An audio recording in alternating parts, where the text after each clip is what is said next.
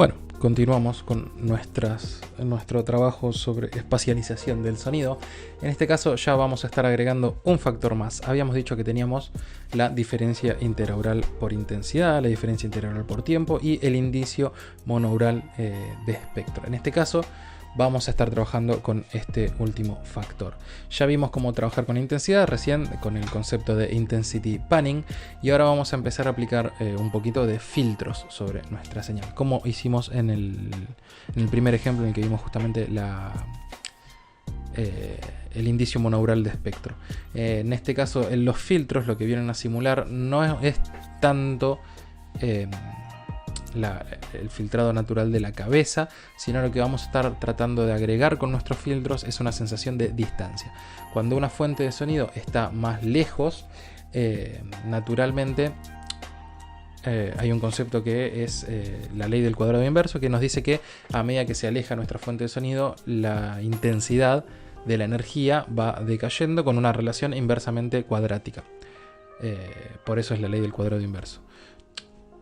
¿Qué pasa? Más allá de que la energía total cae, la diferencia de energía generalmente entre las frecuencias agudas y las frecuencias graves es mucha.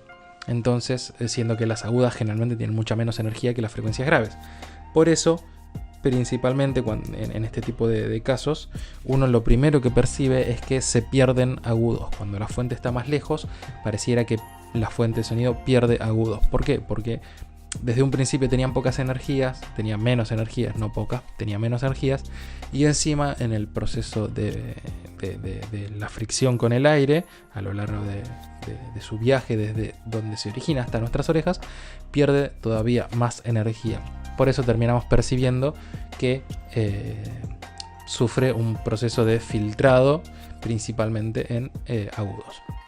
Así que lo que vamos a hacer es, acá tengo mi tercer ejemplo, empieza en el 0. El primero que vimos fue el de la diferencia interaural de tiempo y el indicio monaural de espectro. El segundo fue el que vimos de intensity panning, y este ya está agregando el factor distancia. Que el factor distancia lo que termina, en este caso la distancia solamente este ejemplo en particular, lo único que está haciendo es atenuar, no está filtrando. Después vamos a ver uno que también filtra. Pero en este ejemplo en particular, yo lo único que estoy haciendo es atenuar toda la fuente. Entonces simulo un poquito esto de la distancia, que es la energía que pierden nuestras ondas de sonido a lo largo del espacio, ¿sí? De nuevo, yo tengo en este caso tenía este mismo patch hecho en Pure Data Vainilla, que utilizaba el objeto grid, pero como el objeto grid este mismo patch hecho en Extended, pero como el objeto grid no existe en Vainilla, lo rehice y simplemente lo reemplacé por un fader para indicar la distancia, y otro, en este caso horizontal, para indicar el paneo, ¿sí? Vamos a escuchar cómo suena, como siempre, y a medida que yo me voy alejando, pierdo intensidad total. A medida que me voy acercando, recupero esa intensidad, izquierda, derecha. Entonces yo ya estoy, digamos, trabajando en dos ejes. Por eso antes utilizaba el objeto grid. Yo ya no solamente estoy trabajando con el concepto de izquierda-derecha, sino también con el objeto de más cerca, más lejos. Y ahora vamos a pasar al otro patch que les comentaba, que era el que tiene filtrado. En este caso no solamente el factor distancia trabaja con la amplitud total, o sea, con la intensidad total, sino que además el controlador de distancia también afecta espectralmente nuestra señal, es decir, también la va filtrando principalmente en agudos otra vez de un objeto de low pass filter, es decir, un filtro pasa bajos.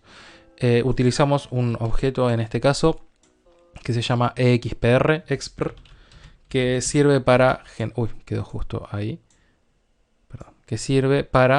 generar expresiones matemáticas ya un poquito más complejas.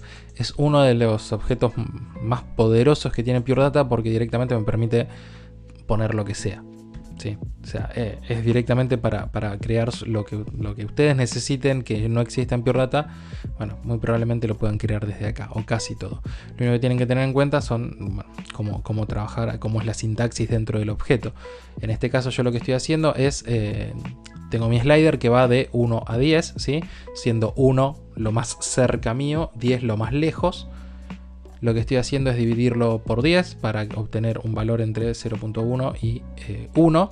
Lo multiplico por 6000 y le sumo 1000. ¿Cuál es el resultado matemático de todo eso? En realidad primero le resto 11 para que sea inverso. El resultado matemático de toda esta parte de acá es que cuando mi fuente espectral está más cerca mío, la frecuencia de corte es más alta. Es decir, va a estar filtrando menos.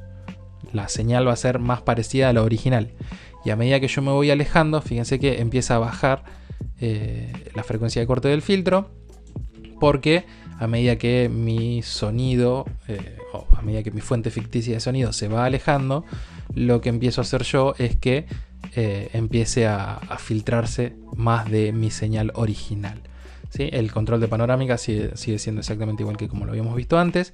Entonces ya no solamente controlo la intensidad a medida que se aleja, sino que también se empieza a filtrar en agudos. Lo que les decía recién de que la parte del espectro en verse más afectada por este tipo de cosas es la parte de agudos. Y se escucha más o menos así. ¿Sí? Cuando tengo la fuente cerca,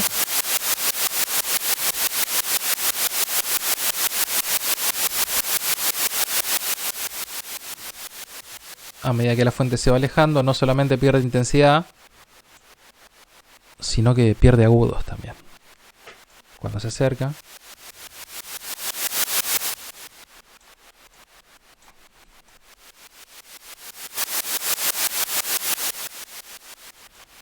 Sí, entonces ya este trabajo entre izquierda, derecha y cerca, lejos, ya es cada vez un poquito más realista. Esto ya es un objeto que agrega un proceso de filtrado, ¿sí? Y continuamos en el próximo video donde vamos a hablar de donde vamos a ir cerrando este tema.